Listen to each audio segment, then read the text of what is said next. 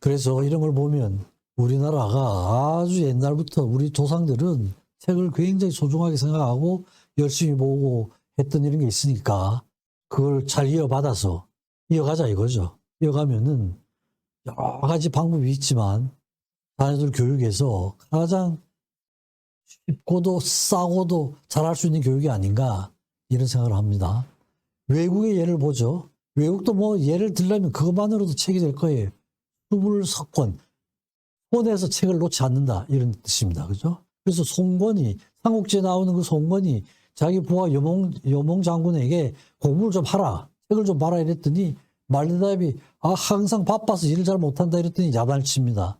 송건이. 후한의 황제 광무제는 책을 손에 놓은 적이 없었는데 네가 하는 짓이 무슨 짓이냐? 네가 바쁜 게 나보다 더 바쁘냐? 나보다 너 책을 안 읽어서 되겠냐? 야단을 칩니다. 그래가지고 이제 혼이 나가지고 책을 열심히 봐요. 열심히 보는데 괄목상대란 말도 거기서 나온 겁니다.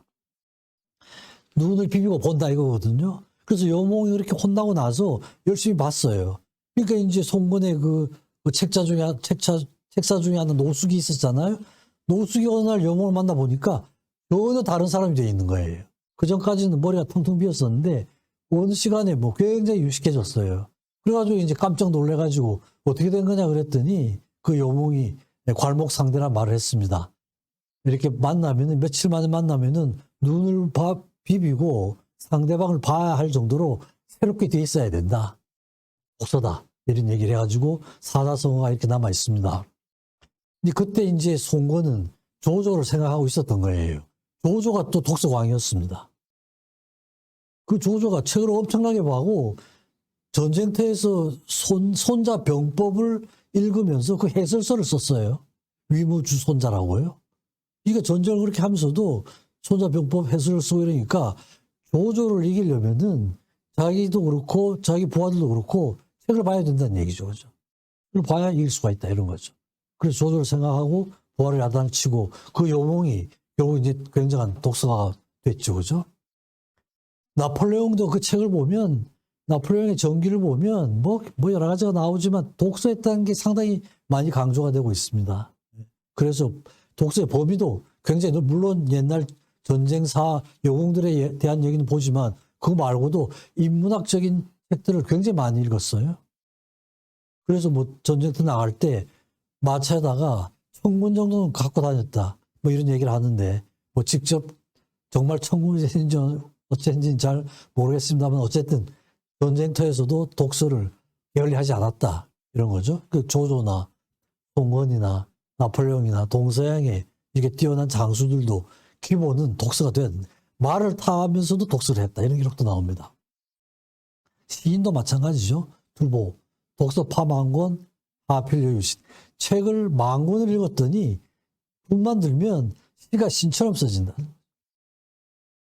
자신에 대해서 시가 신처럼 써지는데 그 기본은 책이다 이거죠. 10,000권 많이 읽었다는 얘기죠. 그죠? 그러니까 뭐든지 책 없이는 안 된다는 거죠. 구양수 굉장한 역사학자, 문학자죠. 그래서 이제 자꾸 제자들이 어떻게 글을 그렇게 잘 쓰시냐 이랬더니 다 모이라 그래가지고 딴 말 하신 게 없습니다. 오직 부지런히 책을 보고 많이 써봐라. 딴 방법이 없다 이런 겁니다. 방법이 있을 수가 없죠. 그죠? 열심히 보고 열심히 읽고 옛날 어른들이 다 하시던 말씀입니다. 다윈이 그냥 인류 역사를 그냥 획기적으로 바꿔놓은 분이죠. 진화론으로 기본은 독서였어요. 훔볼트의 남미 여행기 뭐 이런 걸 보고는 여행을 가죠. 그죠? 그 전까지는 뭐 술, 승막, 하드놀이 이런 데 빠져가지고 정신을 못 차리다가 책을 보면서 딱 바꾼 거죠. 그죠? 여행을 가면서 진화사상이 싹튼 거예요. 그러니까 어떤 획기적인 엄청난 업적을 남겼는데 기본은 뭐죠? 독서예요. 그죠? 네. 제가 독일을 한두 달 연수를 간 적이 있었는데 가서 참 인상적이었던 게 어딜 가도 굉장히 좋은 위치에는 반드시 책점이에요. 아주 번화가에도 가장 좋은 자리는 책점이고 공항 버스터미널 이런 데 가면은 책점이 굉장히 책점들이 크게 돼 있는데 그 책의 종류들도 온갖 종류의 책이 철학서적들, 뭐 음악 예술서적들 그냥 지나가던 가벼운 책들이 아니에요. 그죠? 항상 책들을 보는 거예요. 기다리면서 책을 보고 가는 이런 사람들이 이런 게 참 상당히 인상적이었던 그런 기억이 있습니다. 베토벤 얘기를 하면 제가 항상 독서 얘기를 합니다. 뭐 철학서적들, 문학서적들, 고전들, 종교에 대한 것들 이런 것들을 다 어마어마하게 독서광이었습니다. 독서광. 이건 제가 베토벤 말씀을 드리면서 여러 번 강조를 했던 얘기예요. 그런 그 아이디어를 독서에서 아이디어를 얻는 이런 거였습니다. 미켈란젤로도. 미켈란젤로는 참 운이 좋았죠. 그죠? 여러 가지 문학자들하고 접할 기회가 많았고, 메디치가에서. 그래서 실제로 단테에 대해서는 연구자로서도 1인자였어요. 그죠? 단테에 대해서는. 그러니까 그 그림이 단테의 그 신곡에 대해서는 연구자로서 1위였던 거죠. 토마스 만 시도 쓰고, 토마스 만이라는 저런 그 노벨 문학상 수상자가 시에 나타난 미켈란젤로의 감성에 대한 책을 냈으니까 적당히 썼다는 게 아니죠. 시인 소리를 들었죠. 그죠? 뭡니다. 다빈치하고 항상 비교를 해도 다빈치도 어마어마한 관심이 많았잖아요. 그죠? 안 한 게 없거든요. 받침은 독서가 됐던 거죠. 그죠? 독서가 돼가지고 거기서도 그림이 나오고 철학도 나오고 조각도 나오고 모든 게 다 나오는 거예요. 그러니까 음악을 하든 미술을 하든 조각을 하든 뭘 정치를 하든 뭐든 그죠? 군인이든 기본은 독서라는 거죠. 유태인이 이게 굉장한 민족 아닙니까? 뭐 이 저기 퍼센트로는 0.2%밖에 안 되면서 노벨상 수상 작가는 20%가 넘는 그런 민족이에요. 독서예요. 어려서부터 디스커션 하는 거죠. 특히 유태인들의 교육 방법 중에서 중요한 건 기본적으로 읽어야 책들이 확실하고 그 책을 읽으면서 늘 질문하도록 하고 그다음에 13세 전까지는 항상 매일 15분 정도 책을 읽어준다고 그래. 이게 그냥 전체 그 유대인들의 교육 방법입니다. 어렸을 때 읽어주고 가깝도록 하고 디스커션하고. 유대인들이 인구 비율이 0.2%인데 노벨상 22%예요. 지능도 우리보다 낮아요. 우리가 105, 106 되죠. 유태인 100 정도밖에 안 됩니다. 평균 지능이. 우리보다 지능이 떨어지는데 노벨 수상은 전체 수상 사건이 22%, 뭐 각 분야에 다 받았잖아요. 왜 그러냐 이거죠. 교육. 기본적으로는 하브라타라는 게 이게 유태인들의 그런 교육 방침인데 이건 아주 어렸을 때부터 디스커션입니다. 그럼 조그마한 그룹을 만들어서 초등학교 때부터 토픽을 주고 디스커션을 시켜요. 선생님 옆에 있다가 그것만 조절해 주는 겁니다. 중간중간에 한마디씩 이제 뭐 해주고 디스커션 자기들끼리 디스커션이에요. 평생 저래 놓으니까 항상 생각하는 이런 과정이 발달 과정에서 있었던 거죠. 그리고 저런 것도 있습니다. 길에서 책하고 지갑을 같이 발견했을 때 너는 꼭 책을 먼저 주어야 된다. 이런. 그 다음에 옷하고 책에 잉크가 묻었을 때 책에 잉크를 먼저 지어라. 옷보다는. 이런 교육입니다. 그죠? 그러니까 아주 어렸을 때부터 기본적으로 책이죠. 그죠? 그러니까 지능이 우리보다 떨어지지도 않은데 저런 교육을 일생 동안 받으니까 창의력 있는 아이디어들이 생기는 거예요. 노벨상 맞는 거죠. 그죠? 최근 와서도 이 돈 번 사람들이 보면 전부 독서 얘기를 해요. 빌 게이츠. 저기 말한 걸 보면 매일 밤 1시간씩 책을 읽는다. 주말에는 너댓 시간 책을 보고 1년에 평균 50권. 그러니까 빌 게이츠가 추천한 책들이 있습니다. 페이스북 만든 마크 저커버드도 적어도 2주일에 한 권은 책을 자기가 읽는다. 독서를 굉장히 강조하고. 또 스타벅스 창업한 하워드 슐츠라는 사람도 매일 새벽 5시에 일어나는데 일단 처음 일어나서 하는 건 자기 독서라는 거죠. 그러니까 뭐 세계 최고의 갑부들 거부들이 자기가 아이디어는 자기 속에서 그냥 나올 수 있는 건 없죠. 여러 가지 책을 읽으면서 자료가 축적이 되면 그 세포 간의 네트워크가 만들어지면서 새로운 창의적인 아이들이 생긴다는 거예요. 이게 다 하고 있습니다. 부정적인 것도 몇 건 있죠. 그죠? 역사적으로 두 사건이 아주 책을 불태워 없애는 진시황이 분서갱유라 그래가지고 그냥 뭐 자꾸 황제를 비난하고 주나라만 칭송하고 이러니까 책을 그냥 분서갱유 아주 유명한 사건이죠. BC 213년입니다. 의서, 약서, 복서, 농서 이런 그 기본적인 기본적인 국민들의 삶과 관련된 건 빼고 나머지는 다 불태워버렸어요. 뭐 공자책도 다 불태우고 없어져 버렸죠. 그죠?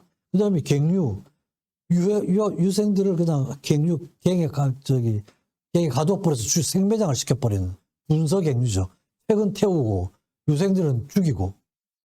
다행히 진시황이 일찍 죽어가지고 일찍 끝나는 바람에 다시 이제 옛날 책들을 다 찾아내고 훈구학이 이제 발달이 된 거죠. 그죠? 이런 사건이 하나 있었고. 히틀러가 베를린의 분서, 그 오른쪽 사진이 그 책 태우는 장면들인데요. 나치의 만행이죠. 그죠? 국민들을 획일화시키고 세뇌를 시키기 위해서 책들을 다 18,000권, 마르크스, 마르틴 루터, 에밀 졸라, 카프카 유명한 책들. 독일에 가면 그 훔볼트 대학이라고 하는 아주 유명한 대학이 있는데 그 맞은편에 거기서 그냥 책을 불태운 거예요. 그죠? 그래가지고 지금 그걸 표시하고 있는 표시판이 있습니다. 거기에 보면 하인의 시인이죠. 이 시인이 이건 서막일 뿐이다. 책을 불태운다는 건 결국 인간을 불태우는 거나 마찬가지다. 그래가지고 옛날에 그런 만행에 대해서 그걸 잊지 말자는 그런 걸로 거기 가면은 저런 표시판도 돼 있고 반성을 하는 이런 게 그려져 있습니다. 역사적으로는 책을 불태운 두 가지 유명한 사건이 이제 진시황의 분서갱류와 나치의 저 만행 두 가지라고 할 수가 있습니다. 그 다음에 이제 성인들의 교훈인데요. 이건 제가 이제 성인들의 교훈이죠. 독서만 통해서 천재도 될 수 있지만 천재를 뛰어넘어서 성인까지도 될 수 있다. 이런 예를 제가 말씀드리고 싶은 겁니다. 대표적인 예가 공자님이죠. 항상 저런 말씀을 하셨어요. 하늘 아래 새로운 것은 없다. 내가 너희들에게 이야기하고 있는 것은 단지 옛 성인들의 말씀을 너희들에게 전하고 있는 것뿐이다. 이런 말씀을 자주 하셨거든요. 그래서 저는 이제 책을 보면서 이 말씀이 무슨 말씀이냐 이거죠. 그 인류 최고의 스승이라고 일컬어지는 분 중에 한 분인데 새로운 게 없다. 옛날 말이다. 이랬으니까 제자들한테 거짓말은 안 하셨을 거 아니에요. 그죠? 그래서 제자들한테 거짓말은 안 하셨을 것 같고 그러면 저 말씀이 무슨 의미가 있을 것이다. 그래서 제가 한번 공자 책을 열심히 본 적이 있습니다. 공자의 정기, 평전을 여러 권을 한번 읽은 적이 있어요. 읽어봤더니 저 말씀이 사실인 것 같아요. 그래서 그걸 제가 예로 말씀드리겠습니다. 공자께서 주유천하, 그러니까 이제 자기 그 직장을 얻기 위해서 13년 동안을 각 나라를 돌아다니셨잖아요. 주유천하라고 그러죠. 그러니까 지금 표현으로 한다면은 정규직을 얻기 위해서 돌아다니신 거예요. 자기가 굉장히 생각이 많고 정치가 하고 싶은데 정규직을 얻어서 뜻을 펼치고 싶은 거예요. 근데 각 나라마다 컨설테이션, 자문만 하지 정규직을 주시지 않았던 겁니다. 그러니까 13년 후에 다시 노나라로 돌아오셔야 되는데 그냥 돌아오시기가 참 좀 모양이 안 좋잖아요. 그죠? 그러니까 이제 노나라에서 공자 제자 중에 한 제자가 굉장히 높은 위치에 있었습니다. 그래서 선생님을 초빙을 하는 형식으로 노나라로 되돌아오시게 됩니다. 근데 그때 또 공자는 자기가 노나라로 들어가면은 노나라에서 정규직을 줄 것이다 이런 기대를 하셨던 것 같아요. 근데 이제 또 안 주셨어요. 그때 돌아오신 게 67세였습니다. 공자가. 그래서 다시 와서 정규직을 속으로는 얻고 싶었는데 안 주니까 그때 이제 포기를 합니다. 교육을 하고 그 다음에 내가 생각이 많은데 생각을 정리를 하셔야 되겠다. 이래가지고 책을 쓰기 시작하죠. 근데 67세부터 72세까지 쓰신 책이 저 책입니다. 시경, 서경, 역경, 예기, 악기, 춘추예요. 굉장하죠. 저 당시에 67세면 지금 한 90세 좀 되셨을 것 같은데 그때부터 5년 동안을 저 인류의 교과서라고 하는 저 책을 쓰신 거예요. 근데 저 책들이 보면은 공자 자신의 생각이 별로 없습니다. 옛날 걸 정리한 거예요. 옛날 걸. 그래서 간단하게 말씀드리면은 시경, 저게 공자 시는 하나도 없어요. 그 당시에 원래 그 노래의 가사였습니다. 시라는 게. 그래서 주변에 있던 나라에서 그 유행가 가사 뭐 이런 것들 다 모아가지고 그 중에 305편을 골라낸 겁니다. 그러니까 저 305편에는 공자 시는 하나도 없어요. 그 당시에 있던 노래 가사 중에서 자기가 괜찮다고 하는 걸 뽑아가지고 분류를 한 거예요. 시경입니다. 근데 저게 중국 문학에 얼마나 큰 영향을 미쳤습니까? 중국에서 그 한시 이런 게 중요하게 생각이 되는 게 기본은 공자의 시경이었죠. 서경은 이건 옛날 사관들의 기록입니다. 그 옛날 사관들의 기록 중에서 교훈이 될 만한 내용들을 그걸 정리를 한 거예요. 내용 중에 법도, 임금의 치적, 나라를 다스리는 훈계, 신하들에 대한 훈계, 전쟁 시 어떻게 해야 될 것인가. 이런 주제별로 정리를 한 거고 역시 공자의 생각은 하나도 없어요. 옛날 거 정리를 한 겁니다. 역경은 주역에 대한 책이죠. 그죠? 주역에 대한 걸 정리를 해서 역경, 그 쓴 겁니다. 주역이라는 건 옛날부터 있던 책이죠. 그죠? 근데 아마 이 말년에는 이 역경에 굉장히 빠지셨던 것 같아요. 굉장히 빠져가지고 그 공자 기록에도 내가 몇 년만 더 살 수 있다면은 역경 공부를 좀 제대로 할 텐데 이런 메모가 나와요.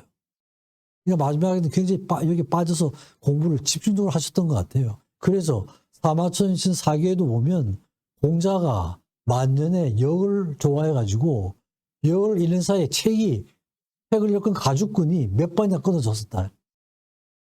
그런 거예요. 그래서 자기에게 생을 몇 년만 더 줘가지고 역을 더 깊게 공부할 수만 있다면 자기가 큰 과언은 없게 될 것이다. 이런 말씀을 하셨다고 그래요. 이 자기 얘기는 하나도 없는 거죠. 얘기는 예에 대한 겁니다. 과거에 주례, 의례, 얘기 이런 게 있었습니다. 거기에서 다시 또 분류별로 정리한 거예요. 여기에도 공자 얘기는 하나도 없습니다. 옛날에 있던 걸 정리를 하신 책이에요.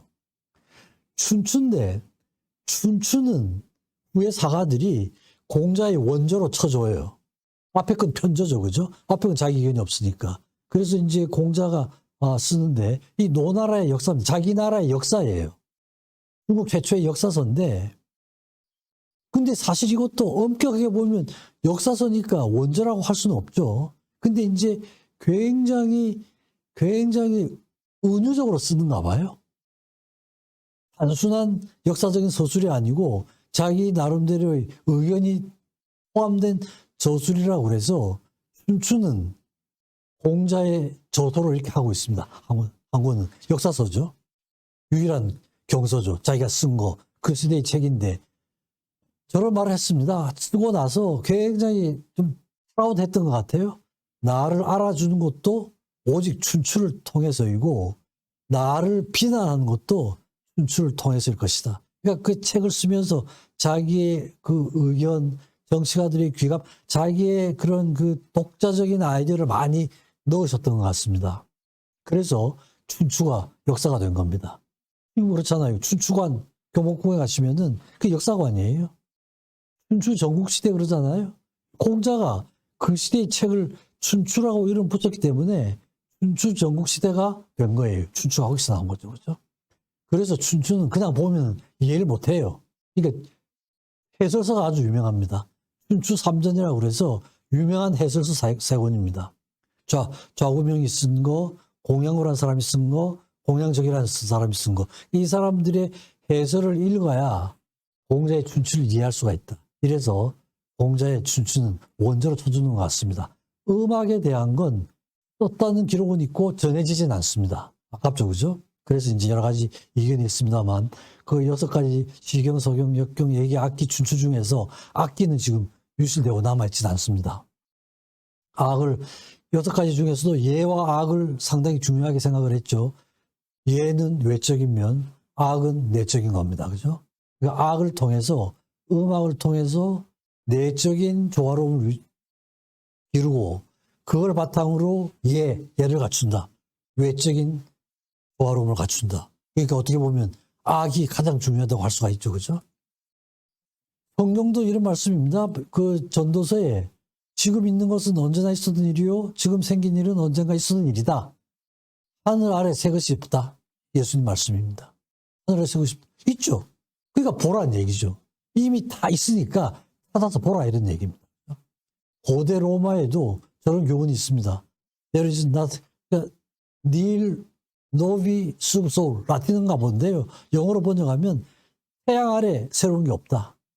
공자의 하늘 아래 새로운 건 없다고 같은 말씀이죠. 있다는 거죠. 소크라테스 내가 유일하게 알고 있는 건 단지 내가 아무것도 모른다는 것뿐이다. 너 자신을 알라. 계속 보란 얘기죠. 그죠? 파스칼, 알고 있는 게 물 한 방울이라면 알아야 할 것을 대항하다. 계속 보란 얘기. 이미 존재하고 있다는 거죠. 이미 모든 게 존재하고 있으니까 찾아서 보란 얘기죠. 그죠? 그래서 이걸 마지막 부분에 이제 요약해서 말씀을 드리겠습니다. 어려서부터 독서하는 습관을 길러주자 이거죠. 그죠? 이게 참 유일하게, 그죠? 뇌는 누구의 뇌나 같은 구조예요. 물론 그 뇌세포의 기능은 다를 수가 있죠. 1000억 개의 뇌세포를 가지고 있고 각각의 세포가 10,000 내지 15,000개의 네트워크를 가지고 있다 이거죠. 그러니까 그 네트워크를 어떻게 발달시키느냐에 따라서 천재가 될 수 있다는 얘기죠. 그죠?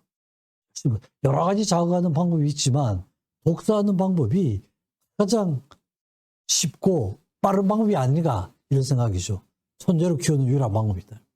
뇌의 발달에 독서가 결정적인 영향을 미친다. 이건 뭐 다 증명이 돼 있는 거죠. 그렇게 되려고 그러면은 부모의 규칙적인 독서가 부모가 읽지 않으면서 그렇죠. 그러니까 전 국민이 책을 봐야 돼요. 전 국민이 책을 열심히 보면서 열심히 하면은 지금보다 훨씬 더 나은 나라가 될 수 있는 거죠. 키울 수도 있고. 독서에 있어서 절대적인 원칙은 없다. 각자에 맞게 재밌어 하는 거, 읽기 쉬운 거 우선 가까워져야 돼요. 취미 중심으로 선택을 하고 좀 다양하게 전체적으로는 지식과 지혜가 균형을 이루도록 하는 이런 거죠. 제가 여러 가지 예를 말씀드렸습니다만 정치, 경제, 사회, 문화 모든 분야를 통틀어서 업적을 남긴 사람들, 이런 사람들은 공통적인 특징이 일반 사람들에 비해서는 어마어마한 독서를 했다는, 이건 팩트입니다. 사실, 역사적인 사실이에요. 그래서 천재들에 대한 책을 많이 보는 거죠. 그 사람들이 천재라고 되어 있는 사람들이 많이 있잖아요. 그럼 그 사람들의 평전, 위인들의 이야기들을 이런 걸 계속 보자는 거죠. 열심히 보면은 그 사람들의 그 발달 과정이나 과정을 통해서 우리 속에 설계되어 있는 천재성, 이걸 발휘시킬 수가 있을 것이다. 이런 겁니다.